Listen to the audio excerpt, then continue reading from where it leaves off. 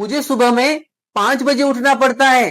अरे सच कह रहा हूं, मुझे अभी शूटिंग के लिए जाना है। अरे ये वाली शूटिंग नहीं, वीडियो शूटिंग, क्योंकि वीडियो शूट करेंगे तभी तो अपलोड करेंगे ना।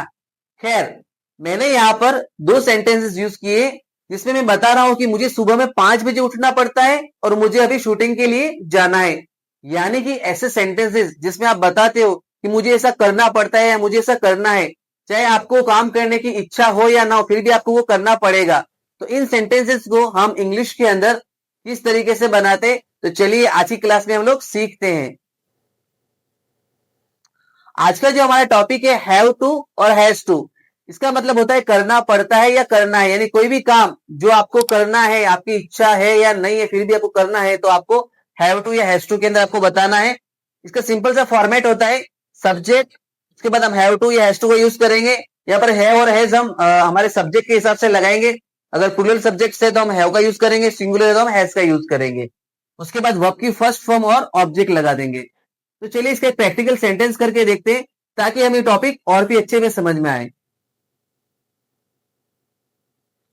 यहां पर मैंने एक सेंटेंस लिखा है, मुझे रोज 5 किलोमीटर दौड़ना पड़ता है। अब मैं बता रहा हूं कि भाई मैं या फिर कुछ आर्मी की ट्रेनिंग के लिए जा रहा हूं या मैं पुलिस की ट्रेनिंग के लिए जा रहा हूं, तो आपको ये दौड़ना ही पड़ेगा, आपको प्रैक्टिस करना ही पड़ेगा। तो वहां पर ये सेंटेंस आता है, मुझे रोज 5 किलोमीटर दौड़ना पड़ता है।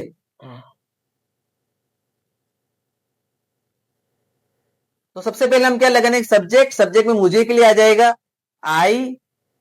उसके बाद में देखो पढ़ता है, अब इसमें पढ़ता है के लिए हैव और हैज, हम यहाँ पर हैव का यूज करेंगे क्योंकि आई के साथ हम हैव लगाते हैं। आई हैव टू, अब यहाँ पर है दौड़ना, आई हैव टू रन, क्योंकि फर्स्ट फॉर्म का यूज करेंगे। आई हैव टू रन कितना, 5 kilometre, I have to run 5 kilometre. अब रोज के लिए हम यूज कर देंगे डेली, और एवरीडे का भी हम यूज कर सकते हो। तो यहां पर मैंने सेंटेंस लिखा है, I have to run 5 kilometre daily, यानी कि मुझे रोज 5 किलोमीटर दौड़ना पड़ता है। तो चलिए एक और सेंटेंस हम लोग करके देखते हैं। यहां पर मैंने एक सेंटेंस लिखा है, मम्मी को मार्केट से वेजिटेबल्स लानी पड़ती है। अब मैंने कहा ना, मम्मी को ऐसा करना पड़ता है क्योंकि गली के अंदर जो वेंडर्स शायद नहीं आते होंगे, तो मम्मी को मार्केट से लाना है। अब उनको करना ही है कुछ भी करके, क्योंकि घर पे सब्जी तो बनानी पड़ेगी ना। तो यहाँ पर मैं लिखा है, मम्मी को मार्केट से वेजिटेबल्स लानी पड़ती है। तो सबसे पहले हम मम्मी के लिए यूज करेंगे मदर, मदर। अब यहाँ पर देखो है और हैज, यहाँ पर मदर के साथ मैं हैज के यूज करूंगा क्योंकि मदर थर्ड पर्सन सिंगुलर है ना। तो यहाँ पर mother has to, mother has to. अब यहाँ पर हमारी वर्ब आती है लाना। अब लाने के लिए कोई चीज हम कहीं से लाते हैं तो हम यूज करते bring, mother has to bring vegetables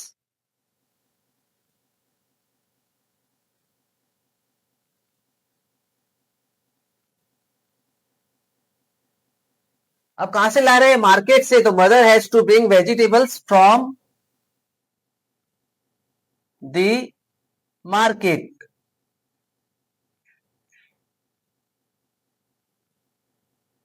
तो यहां पर मैंने सेंटेंस लिखा है, mother has to bring vegetables from the market, है ना। ये थोड़ा गलत हो गया, तो सही कर लेते हैं हम लोग।